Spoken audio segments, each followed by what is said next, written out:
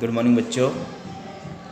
Standard 7th Hindi medium, कक्षा 7 Hindi medium, विषय अंग्रेजी, पाठ 4 माई होम को हम शुरू करने वाले हैं। आशा करता हूँ कि आप पिछले 3 पाठों को अच्छे से पढ़े होंगे, समझे होंगे और समझ में भी आया होगा आपको। अगर आपको कोई दिक्कत होती है तो आप कमेंट बॉक्स में कमेंट कीजिएगा, आपकी परेशानियों को तुरंत सॉल्यूशन दिया जाएगा। चलिए पाठ 4 माई होम को हम शुरू करते हैं। इस पाठ यानी कि यह कविता है जिसे लिखा है हेनरी हेलन ट्वीडी ने, एक इंग्लिश राइटर हैं ये। और माई होम यानी कि मेरा घर जो है, इस विषय पर उन्होंने बहुत ही अच्छी कविता हमें लिख करके दी है। तो चलिए हम पढ़ते हैं इसे और समझने की कोशिश करते हैं। आप लोग भी मेरे साथ साथ पढ़ेंगे, शब्दों को उच्चारित करेंगे और अगर आपको कोई भी शब्द नहीं समझ में आता है तो आप मुझे कमेंट बॉक्स में पूछेंगे आपको क्या समझ में नहीं आया है। आपको तुरंत ही बताया जाएगा उस शब्द का अर्थ क्या है, उसे क्या कहते हैं और आपकी सारी समस्याओं का सॉल्यूशन मिल जाएगा। चलिए शुरू करते हैं। माई होम यानी कि मेरा घर। Of all the houses in the world the one that I love best is that in which I wake and play and ले me down to rest.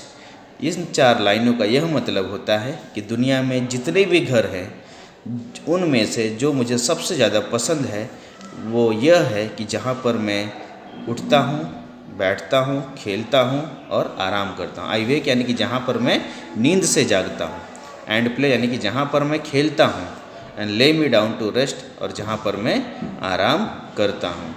My father built it by his toil, my mother makes it home. You cannot find a happier place no matter where you roam. इन 4 लाइनों से हमें यह समझ में आता है कि my father built it by its toil यानी कि मेरे पिताजी ने इसे मेहनत से बनाया है। My mother makes it home, मेरी माताजी ने उसे सजा करके एक घर बनाया है। You can not find a happier place यानी कि आपको इससे ज़्यादा आरामदायक या खुशनुमा जगह कहीं नहीं मिलेगी। नो मैटर वेयर यू रोम यानी कि आप चाहे जहाँ चले जाइए, आपको इससे ज़्यादा खुशी देने वाली जगह कोई भी नहीं मिलेगी। तो बच्चों, हमें तो पता ही है कि हमारा घर हमारे लिए सबसे ज़्यादा प्रिय होता है। हम दुनिया में कहीं भी चले जाएं, लेकिन अपने घर जैसा आराम, अपने घर जैसी सुविधाएं हमें कहीं भी नहीं मिलती है।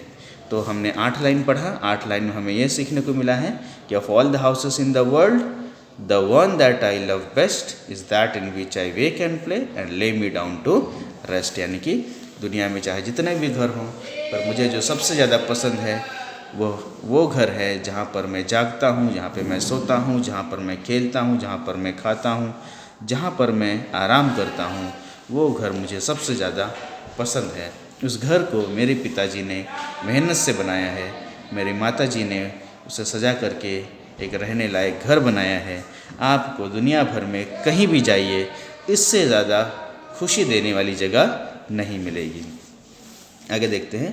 The room are clear and bright and fair with pictures, books and toys and food and clothes and beds and chairs for all us boys and girls. यानी कि जो कमरे हैं वो साफ़ हैं, ब्राइट यानी कि रोशनीदार हैं, और फेयर यानी कि साफ़ सफाईदार, खूबसूरत है, चमकीले हैं। With pictures, books and toys यानी कि जगह जगह पर पिक्चर्स, चित्र लगाए गए हैं, किताबें रखी गई हैं, खिलौने हैं। And food and clothes and beds and chairs, जो भोजन है, जो कपड़े हैं, बिस्तर है, जो कुर्सियाँ हैं, वो सब बहुत ही अच्छी तरीके से रखी गई हैं, सजा करके रखी गई हैं और घर को एक अच्छा लुक देती हैं। For all S boys and girls, हम लड़का और लड़कियों के लिए ये बहुत ही अच्छी जगह है। मतलब यहाँ पर लड़का लड़की यानी भाई बहन से है, जो बच्चे घर में रह रहे हैं उनके लिए ये घर बहुत ही अच्छा है। उनका जो कमरा है साफ़ है, रोशनीदार है और चमकीला भी है। वहाँ पर अंधेरे वाला फीलिंग नहीं आता है। कई कमरे ऐसे भी होते हैं जिसे तो बहुत अच्छे से सजाया जाता है, पर रोशनी की कमी होने की वजह से वह कमरा अंधकार में लगता है। हमें ऐसे कमरों में रहना नहीं चाहिए।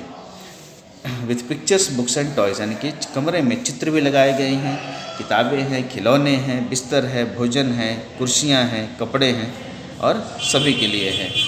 घर में जो भाई बहन रहते हैं उन सभी के लिए है। तो इन 12 लाइनों में हमने देखा है कि जो घर होते हैं दुनिया में जो सबसे ज़्यादा पसंद है वो वही घर है जहाँ पर हम अपना रोजिंदा काम करते हैं, उठते हैं, बैठते हैं, खाते हैं, पीते हैं, और उससे अच्छा घर हमें और कोई भी नहीं लगता। हम चाहे जहाँ चले जाएं।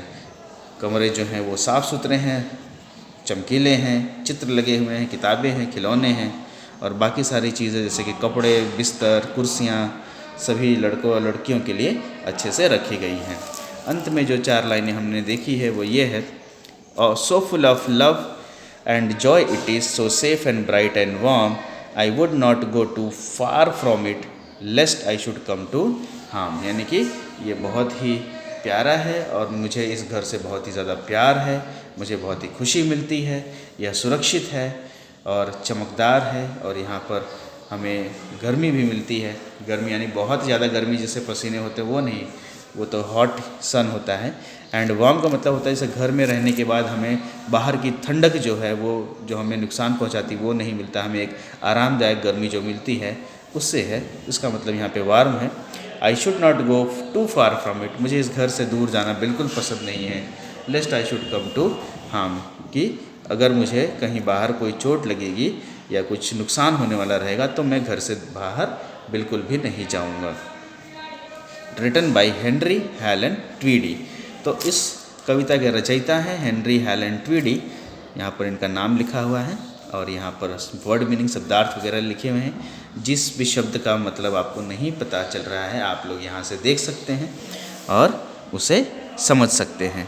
तो पूरी कविता में हमें अपने घर के बारे में बताया गया है कि दुनिया में हम चाहे जहाँ चले जाएं पर अपने घर से ज़्यादा सुरक्षित जगह, अपने घर से ज़्यादा आरामदायक जगह हमें और भी कोई नहीं लगती है। तो हम चाहे जहाँ भी रहें अंत में अपने घर ज़रूर आते हैं और वहीं पर हमें सारी सुविधाएं मिलती हैं और पूर्ण रूप से हमें खुशी मिलती है, पूर्ण रूप से हमें आराम मिलता है। तो बच्चों आप लोग इस कविता को एक बार और पढ़ेंगे, समझेंगे और अपनी नोटबुक में लिखेंगे। अगर आप लोगों से संभव हो तो इस कविता को याद भी कीजिएगा।